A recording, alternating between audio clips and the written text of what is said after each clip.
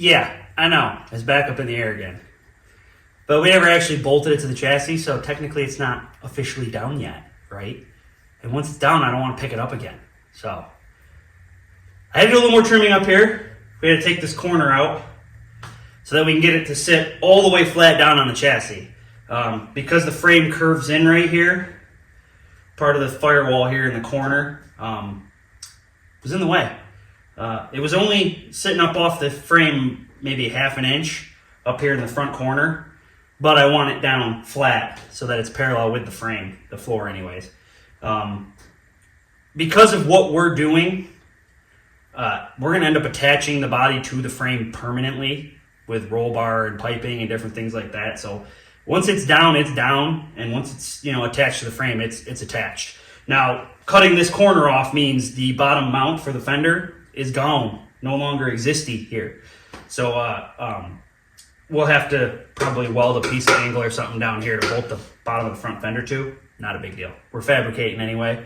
So yeah, had to cut a little chunk swath right about this, not so much here or here, but like right here. We had to cut that chunk out on both sides. And now I'm gonna try to set it down, and hopefully this time is the last time that we set it down. But after I set it down, then we'll switch the arms on the lift and we'll actually pick it up by the chassis and get up in the air, and then I can take the camera and actually show you all of what we had to cut out. I don't know how you think when you see me doing this stuff. Oh, he has a lift. He can do that because he has a lift. Not true.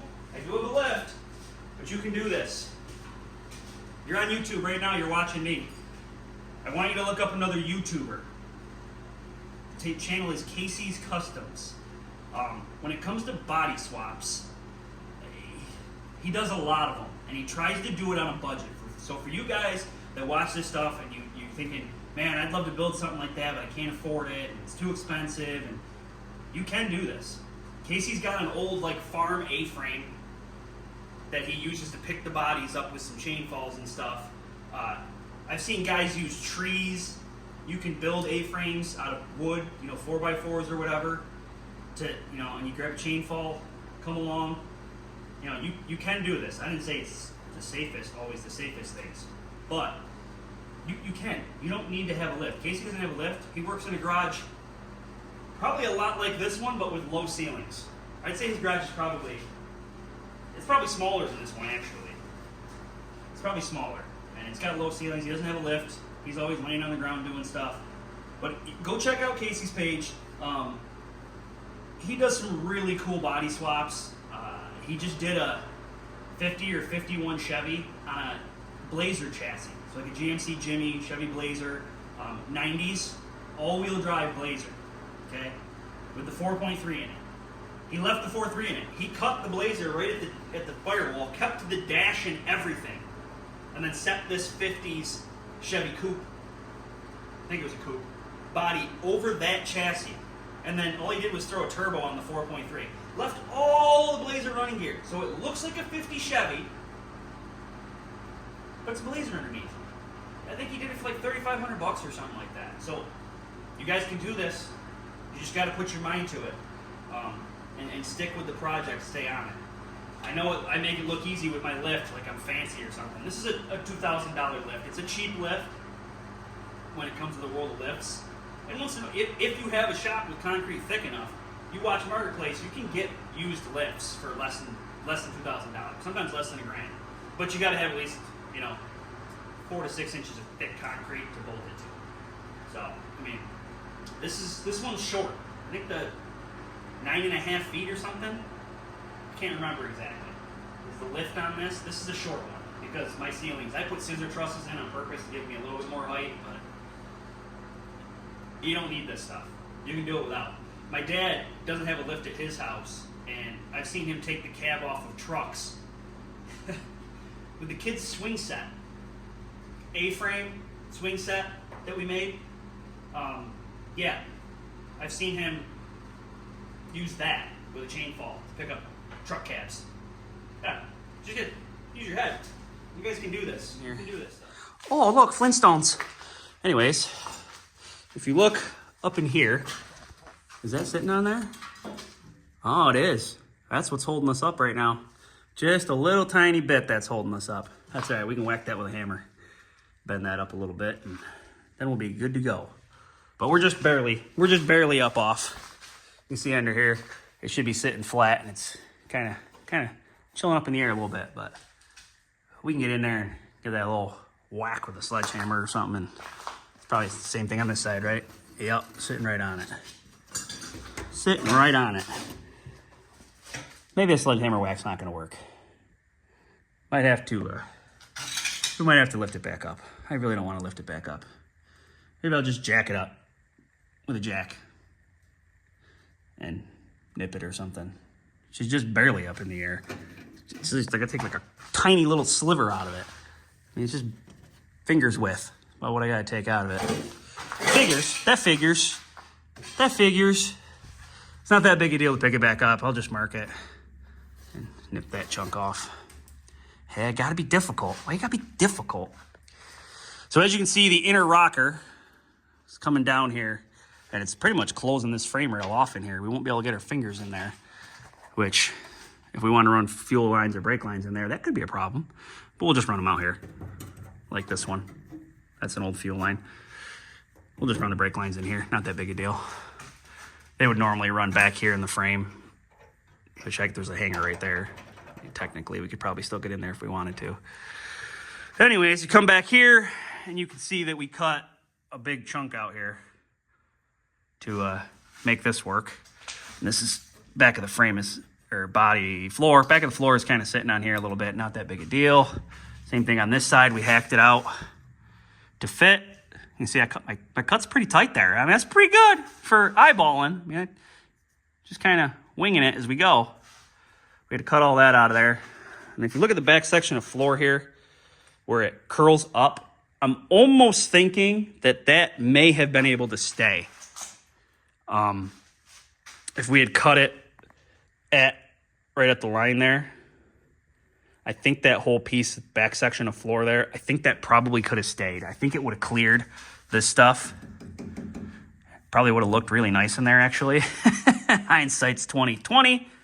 I mean, you can see the speaker rack mount comes down right there, and you can see where that hook's there, where I cut it. So it probably would have fit. It would have been tight, but I think it would have fit in there. I could always cut that piece out if I felt like it and weld it back in there, but because the back of the car is open, I'm not that worried about it. We do have to figure out how to close in the back of the car.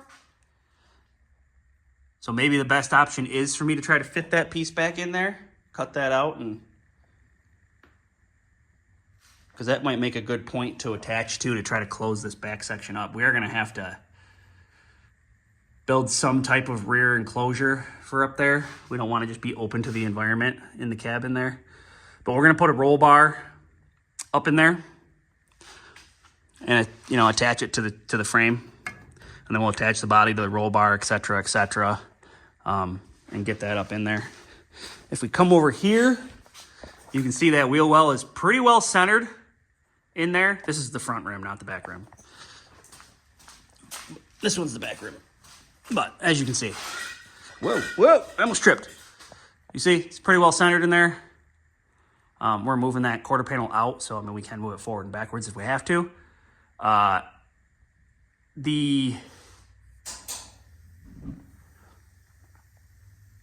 I don't know. I'm not sure. One thing I noticed about this that I forgot is there's no drum on there. So once we put a drum on here, that's going to gain us at least an inch out anyway. And then on top of that, we'll put the 2-inch spacer in, because I mean it's really not out that far. And we need to widen this thing. So 1 for the drum, another 2 should get us out here, and then I mean that'll be a fair amount of wide body, I guess. Maybe we'll have to go with a bigger spacer, but I don't know. We'll find out. We're gonna slice this quarter panel off at some point, maybe this weekend. I don't know. We'll see how far we get, but we got a little more messing around to do. Let me clean up this absolute disaster on the floor.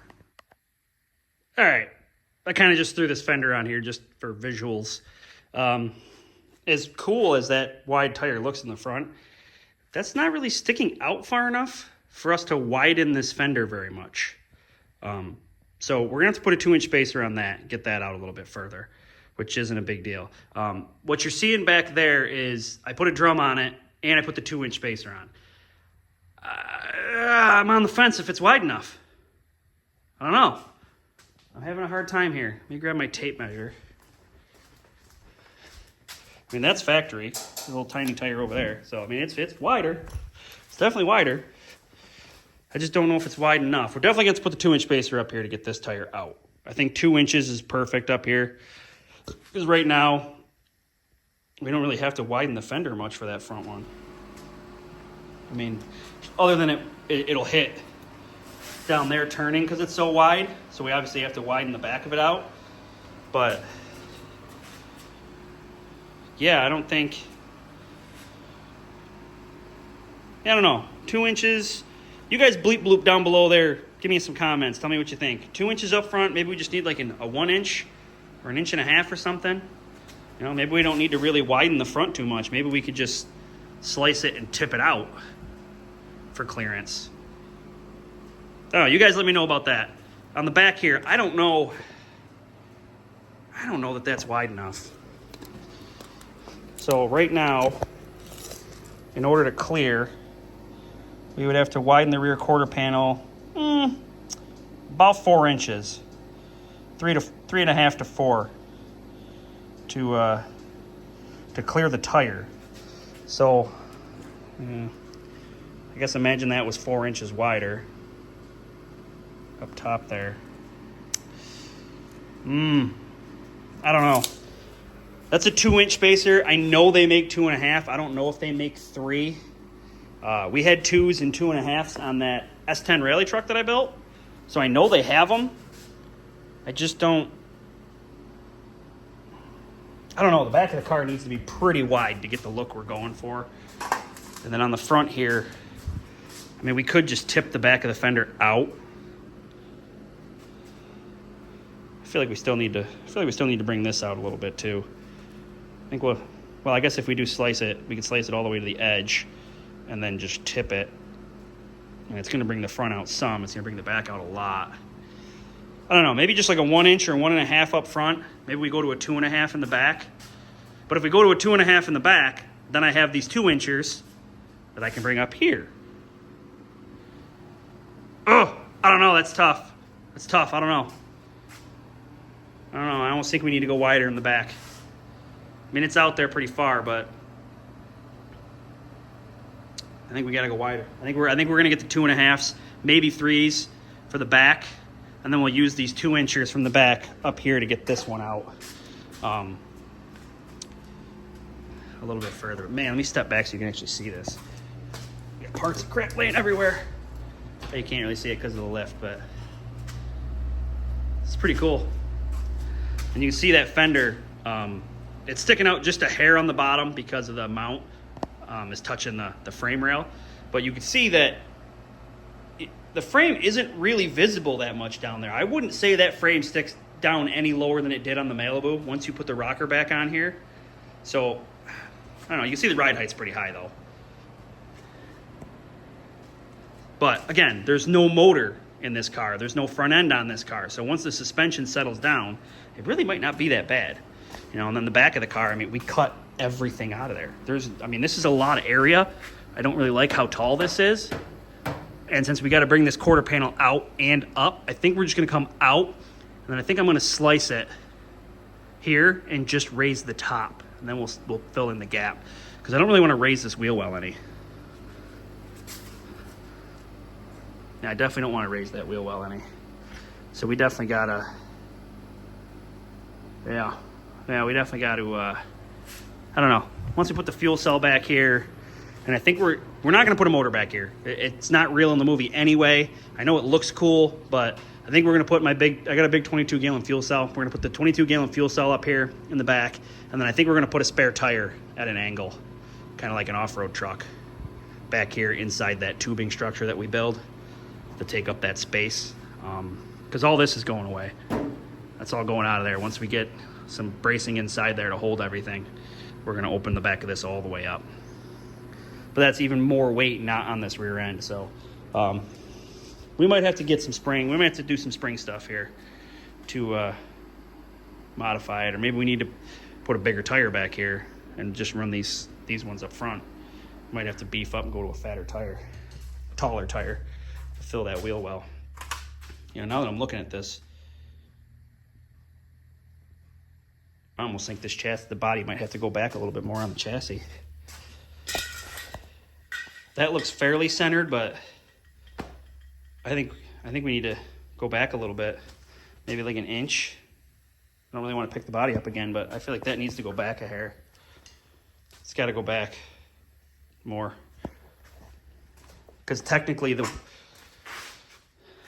the Gbody chassis should be 0.1 longer,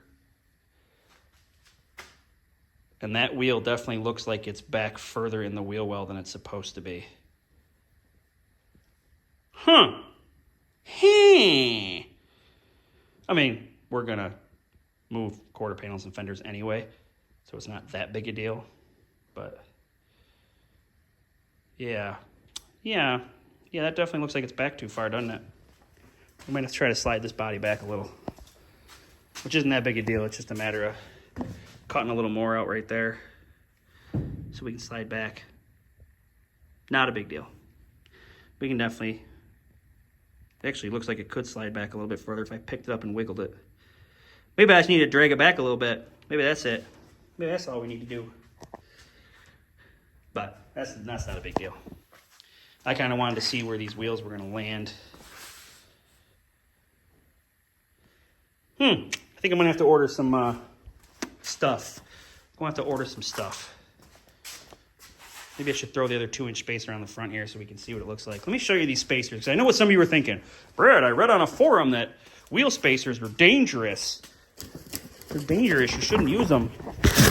I'm sorry. This is what the wheel spacer looks like. Okay, so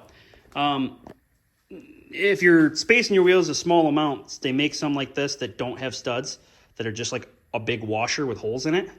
Those I don't recommend, because you're moving the weight of the wheel out on the stud, which weakens the stud. Your stud has the most strength when you're back against the back portion of the stud back here.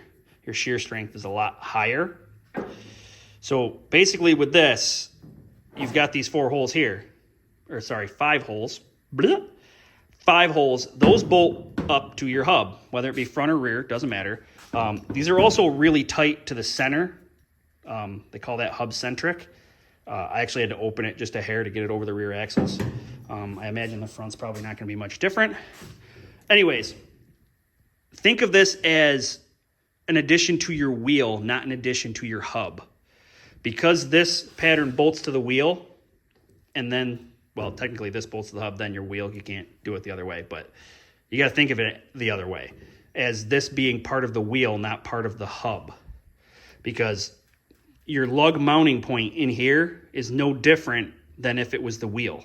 You're still using the same strength portion, the same portion of the stud that you were using before, if you understand what I'm saying. So, yeah, back here, you can see it's pretty thick. You're still using the same stud area that you were using before to bolt up the wheel, but you're moving the wheel out onto this. So think of this as part of the wheel. So you're really not changing much. Yes, the wheel's moving out further. You are putting more stress on those studs than you were before, but you're still on the same portion of stud that you were on before. So it's more like an addition to the wheel. Like I said, we used these on that S10 rally truck that I built. And there's GoPro footage from us beating the living crap out of that thing. And they held up fine. And on that truck, we had 2.5s on the back and we had 2s on the front to widen that truck out. And it was fine. Some racing groups, sanctioning bodies allow wheel spacers. Some do not. Yeah, because, you know, some people think they're safe. Some people don't think they're safe. It depends. I mean, some guys, these are off eBay. They're probably just cheap aluminum, but this isn't a race car. It's not a race car. So we don't really need to worry about it. It's not going to be, even with these wide tires, I don't think we're ever going to put enough stress on one of these to break it. If we do, then you can say I told you so in the comments when it breaks. But I don't think, I've never had an issue with these. So I'm going to keep using them because we keep doing crazy stuff and the car needs to be wider and I can't pay the money to widen an axle. So maybe I'll throw this on the front and see how wide it is. Let's do that. That's better. That's better. Now we're talking.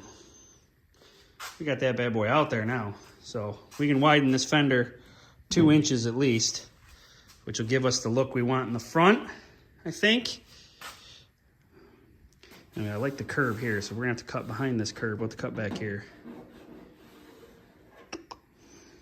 We're gonna extend the front of this a little bit too, so that's not really big a deal, but nip that. And then when we get back here, it gets kind of weird because we have to repair this, but we can't really widen it in here. We got to widen it out here. So we'll have to come in, maybe at an angle to wherever this cut is here, and then come out. Not a big deal. Yeah, that's cool. I like that a lot. That's wide. Look at that. Let's zoom out. Boop. There we go. Yeah, the back's not wide enough, but the front is. That's good for the front. I like the 2-inch spacer for the front. And then for the back, we'll jump to a 2.5, maybe a 3 if I can find a 3. A set of 3s. Man, the track width on this thing is going to be amazing. It's going to look so cool. Oh, yeah, I like where we're headed here. I definitely like where we're headed here. I know it looks like this thing's got a ton of camber in it, but again, you got to remember, there's no weight. Once you put some weight in it, come right back out. That is cool. I like that. I like that a lot. Thing just looks tough. That's what we're going for. We want it to look tough. It's a Batmobile, or a Badmobile in our case. That's so cool. All right, so after getting the front fender hung on the car, I noticed that the wheel well wasn't quite lined up good up front. As you can see now, it's significantly better. The wheel was too far back in the wheel well, so I needed to move the body back like an inch. Okay, so you can see that's significantly better than it was. And then back here, that is also pretty good.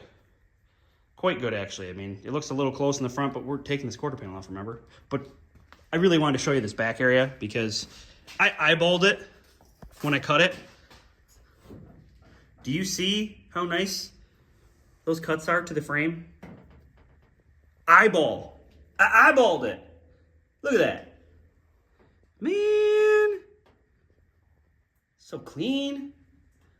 Nice cuts. It's almost like I know what I'm doing. I don't, though. I'm just guessing. Just so y'all know, I eyeballed it. I'm guessing. I didn't take any measurements. I just cut it out by eye. Now I got the little bitty wheels on this side. See it in the wheel well good. But yeah, no. Look at that. So the body is officially where it's supposed to be.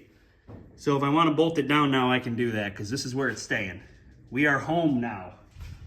This is home for the body. I'm getting excited. It's starting to look cool. I'm gonna hang that other front fender and start dealing with whatever mess we got up front for headlights, because that's gonna be fun.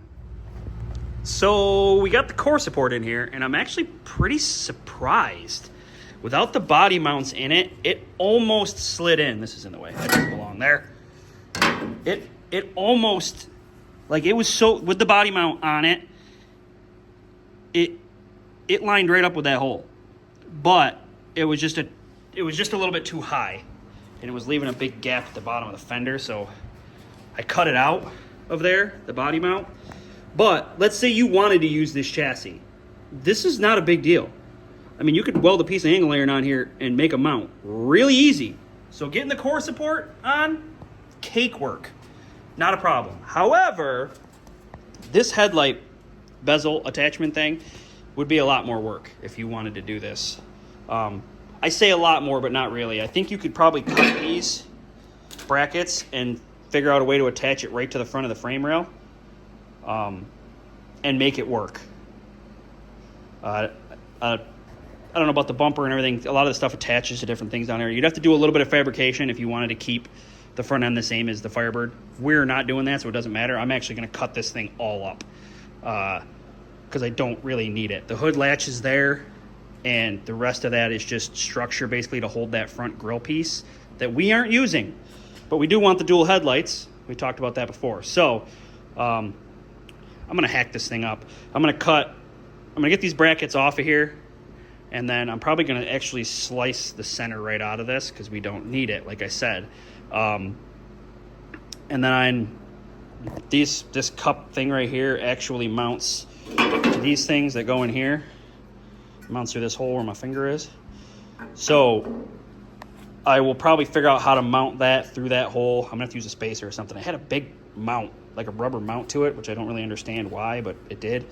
So I got to figure that out. But if I hack this all down to just a little piece, I can hang it off of that and then get it where I want it and cut those brackets, modify those brackets to just hook right to the front of this frame rail with a bolt or something to hold it, this way. Should be pretty easy, actually. And then technically I could even tuck them back in a little bit further, which I might do. I might tuck them back a little bit further because they are recessed in the grill pretty far on the Batmobile.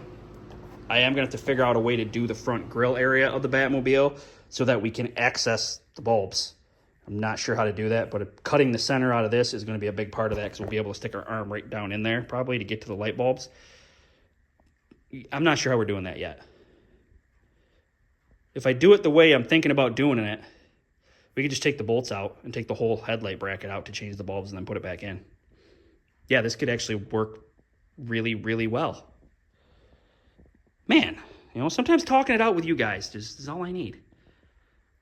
And then the inner fenders, you can see they don't quite line up with the A-arms, but I mean, it's sitting on the frame rail and it's in there. There's an inner fender there. It's not great, but you nip the back corner of that out a little bit, you're good to go. Hang a new piece of rubber, call it a day. I'm missing that bracket over there. I didn't have it with the car. We got this one. I'm missing that one. That's all right. We'll probably find one on eBay. Or we'll just make a bracket quick to hold it. So yeah, I'm going to trim these up a little bit, these inner fender wells. We got to slice them inside in order to widen the fender. So we got fabrication to do here anyway, not a big deal. But I was pretty stoked that core support fit in there that well without too much hacking and moving around. That's pretty cool. Now that I'm looking at it though, I don't understand how the radiator mounts in there. Well, that could be fun. Not sure how that's going to work because that steering box is really close. Whatever, we'll figure it out. Not a big deal. Pretty cool though, huh? The whole body's on the car now except for the grill, which we're not using. Look at that. Firebird-ish. I know the ride height's really high. There's no motor in there, okay? We got to work on that too. I got to get to that here at some point. So cool. Well, would you look at that? We got a headlight panel. We had to do some modifications for that. I had to cut that chunk off because it's right where the frame rail is, right here. They would normally bolt to the outside of the frame rails on the Firebird, but this frame rail is different. So we could just weld a piece on here somehow to mount it. We could probably just mount it to these top holes. We're not using the bumper anyway, so maybe I'll just make a piece of angle iron that bolts onto here and curves up or something to incorporate this, to strengthen this up, because it's a little wobbly. I did cut a big chunk off the front here, that piece, because it normally sticks way out, and then the grill and everything's on it, and the front of the Batmobile is straight across. This headlight's missing a clip. It's a little, we're gonna have to get a clip for that, but they should look like this. We're gonna have to extend these fenders out a little bit to get what we're looking for anyway. So not that big a deal. Yeah, that's a step right there. The front end is on the car. That's wild. Making big leaps today. Stand way back here near the door. What do we got? Ugh. Looks like a Firebird. But it's on a Gbody chassis. Isn't that crazy? That's crazy. Hell yeah. I'm liking where we're headed here. I gotta do some, I want to get these gaps.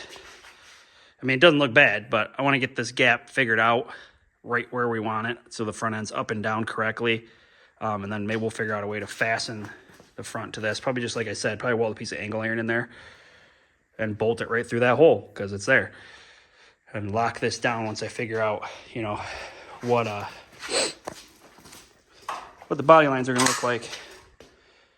That's not too bad. I gotta put door bushings in this door because they're totally whooped. They actually came in the mail today. So I'll probably do that tomorrow. I'll probably take care of this door, which means I gotta pull this fender back off. Not a big deal. But we'll pull this fender off and then do the door bushings. So this door is good and it's where it's supposed to be. You can see it's drooped a little there in the back. So we'll get this up where it's supposed to be tomorrow morning, probably. And then we can put this fender back on. And then we can do like an official alignment for these front fenders with some shims and stuff. Get it right where it's supposed to be. Maybe make some angle brackets up here and lock this down. And who knows, maybe we'll go in here and drill a hole or something through this rocker and actually fasten it to the frame and officially lock this thing down to the chassis. That'd be a big step. Once it's locked down to the chassis, then we can start playing wide body games. You can see I took a marker here and kind of drew a line where I kind of want to cut this. I might change that a little bit, but that's the general idea where we want to cut it. And I'm thinking when I get to here, I'm thinking we might just go in with it and leave this.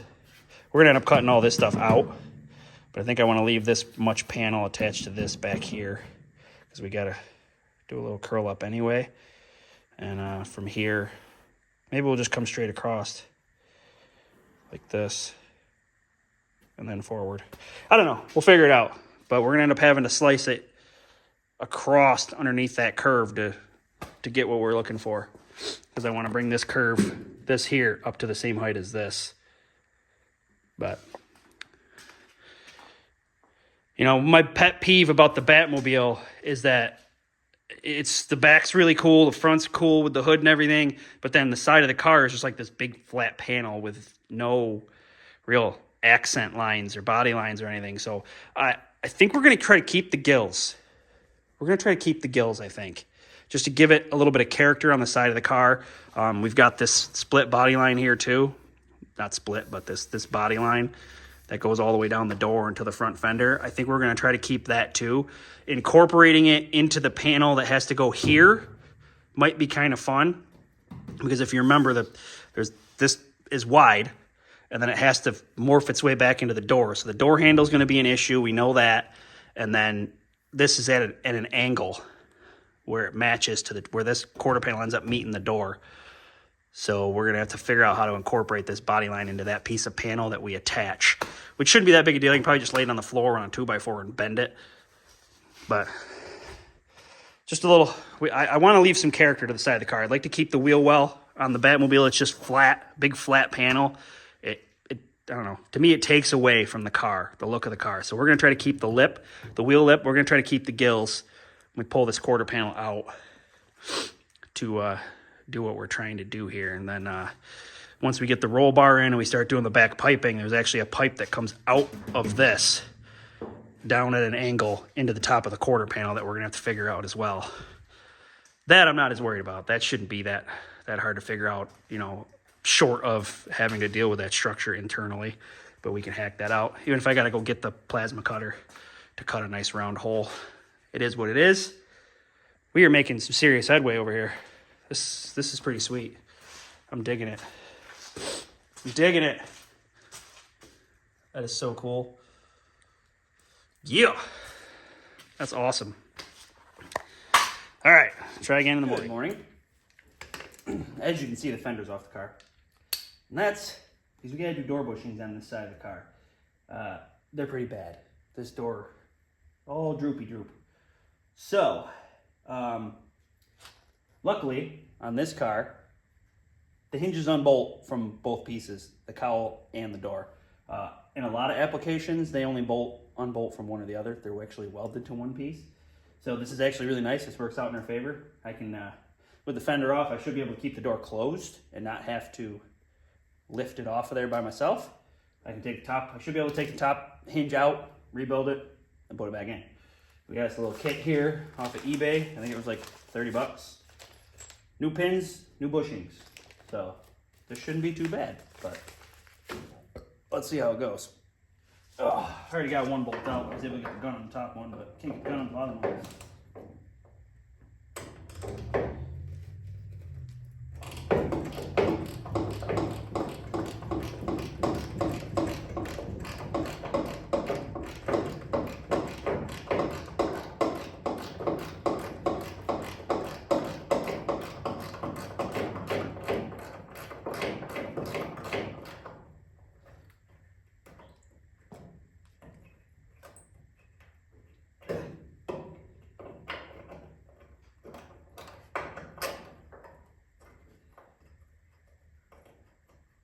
Come on, get out of there. Let go. Alright. There's only 2 bolts holding it to the door, and there's 4 bolts holding it to the cowl, but you don't want to watch me take bolts out. So, let's jump ahead. So, this rusty pile of junk is the hinge. As you can see, the bushings are not bushing anymore. They are not doing their job. So, we got to get this pin out. Put the new bushings in this piece, put the new pin back in. This pin is they kind of just spread it from the factory, so we're gonna have to cut this off. The new pin has a C-clip that holds it in. As you can see, this hinge is pretty rusty, so we'll probably hit this up with the wire wheel and give it a coat of paint before we put it back on too, because, whoo, she rough. The bottom hinge don't look that bad. Oh, and I was wrong. There are 3 bolts on the door side, 4 bolts on the cowl side. So, yeah, but, yeah, let's fix this. Well, we got it apart. Man, that was a pain in the butt. That thing was rusted in there good. Normally, if you cut the one end off, you can kind of just punch them out of there with a punch. But, yeah, no, that thing was in there. I ended up having to drill the one end out. I actually drilled both sides out to weaken them, and then I was able to actually punch it and get it free.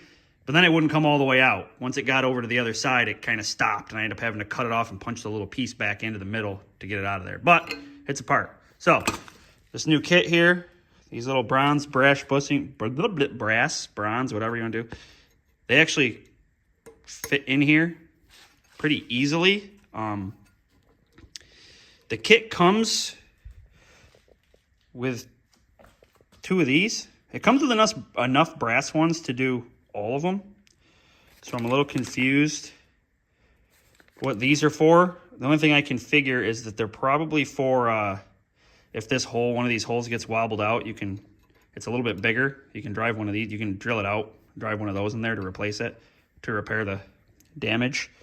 So we're just gonna put the brass ones in and get this thing put back together. I'm gonna clean it up with a wire wheel first and probably spray some of that rust reformer on it before I put it back together here, because it's pretty rusty. There you go. It's still wet with rust reformer, but bushings are in, pins in, little C-clip there on the bottom. That's it. And if you do it wet like I just did, you get paint all over your fingers. But only so much time in the day, so gotta keep moving forward. On to the next one. Top one's back in. Bottom one's coming out, but I just noticed that this bolt back here, I'm not gonna be able to get without opening the door. So I'm gonna have to open the door and get this one from the inside. Luckily we did that one first, so there'll be something to hold on to the door when we open it. And then I'll just put the jack under it to kind of hold it up a little bit while we take this bottom one out. But we'll get it all the way unbolted except for that last bolt first. It's always something. I was wrong. You can get it after you swing this open. Score 1 for the good guys. Well, shit. Turns out there's 4 bolts on the door side and the bottom. And that one just broke off. And as you can see, there's some shims under it.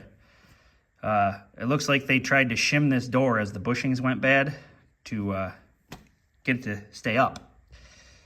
So, yeah. I'm not even going to lie to you. I'm probably just going to put 3 bolts back in this. I'm not, yeah. Because I got to take the whole door off to drill that out. I know it's not the right way to do it. I'm fully aware. And I see how crusty this is. I see it. I see it with my eyes because it's right there. I really, really don't want to dick with that. I don't want to mess with it. Yeah, that sucks. But let's clean this hinge up, get the new bushings in it, and get all but one of the bolts back in it, and we'll see how she swings, I guess. Well, shit. Maybe I'll just weld it back to that. Super ghetto. Great. So, that big knurled bushing that we saw before goes in the top of the bottom one. That hole was quite a bit bigger. So, new brass or bronze or whatever bushing in the bottom, and that knurled bushing that looks like more like steel. It's probably not steel. It's probably a mixture of a couple things, tin, whatever. That one goes in the top. Put a new pin in, should be good to go. Well, we got all the hinges swapped in, but we still, body line is still not quite right. Still got a little droop here. I mean, the gap looks good, but the droop is annoying, and there's still a little bit of play for some reason in that top bushing. I'm not sure what that's all about. So I might have to take that top one back out and drill the hole out and put that bigger bushing in there or something. I don't know. I mean, the door closes good, but we're off. We're off a hair. I might be able to bring the striker up. I might be able to loosen that and bring the striker up a little bit, and that might fix our problem. I was looking for my body shims because I'm going to need them for the fender anyway, and I can't find them anywhere. I have a box of shims, and I can't find them. I don't know where they are. Maybe they're in the trailer, the race car stuff. I don't know. Maybe I have to swing by Harbor Freight today and buy a box of shims so that we can actually finish putting this together. Because I would like to get this fender back on here. You know, maybe I can shim the door, and then maybe I can shim this fender. I'd like to get this together with this body line here figured out so that I can actually fasten that down. But this door is being a pain in my ass. Stupid door. Well, let's keep moving. I found a couple shims. Look at that. Much better. Much better. And I took that top hinge back part and put that bigger bushing in there, open that hole up a little bit, and that took care of the wiggle in the door. We're good there. We can put the fender back on and start fitting that.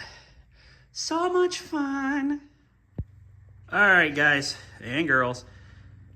I think that's probably going to be it for this episode. I have a feeling it's already really long for an episode. You know, y'all don't want to sit there forever. You don't want to watch an hour, I don't think. I mean, comment down below if you want hour-long episodes. We can try to do that. I mean, I think the shorter episodes are probably better as far as watching goes. But I gotta go to Harbor Freight and get some body shims so that I can shim this front end up and get these fenders lined up properly. I want everything lined up really good. I'm probably even going to bring the hood in and put the hood on and get everything lined up before we start wide bodying this thing and before we actually lock it down to the chassis. I want to make sure everything's lined up so that we don't have to fight it after we lock it down, because that's going to be a pain in the ass. So I got to get some body shims, and then we'll get the hood in here and get the hood on this thing. Once the hood is on and everything's lined up, I'm going to lock this core support down, and then I will bolt the body down to the chassis, get it all bolted up, and then from there we start fabricating. I got a main hoop sitting over here hiding behind that marker board. We're going to make that fit in there, get the main hoop in. That'll also lock the body to the chassis, because once it's welded, it's done. It's not going anywhere. That's going to be the start of our tube structure heading out the back of the car. So we got to get this locked down, then we can mess with that roll bar and stuff, and we can start wide bodying these fenders and quarter panels and everything and really start moving towards this thing looking like the Badmobile. Whew, but we made big strides. Big strides. Look at that. There was a car on a chassis rolling around on its own. That's crazy. Headlights are in there. I did end up ordering 3-inch spacers for the back, so that other 2-inch spacer will come up here to this wheel, and then we will keep moving forward. Man, that thing is cool. I probably shouldn't be showing that guy's phone number, but anyways, I should scrape that off. I'm gonna do that right now. I'm gonna scrape that off there. That's so cool. Look how wide this thing's gonna be. It's gonna be awesome. I love it. Keep it creative and happy building.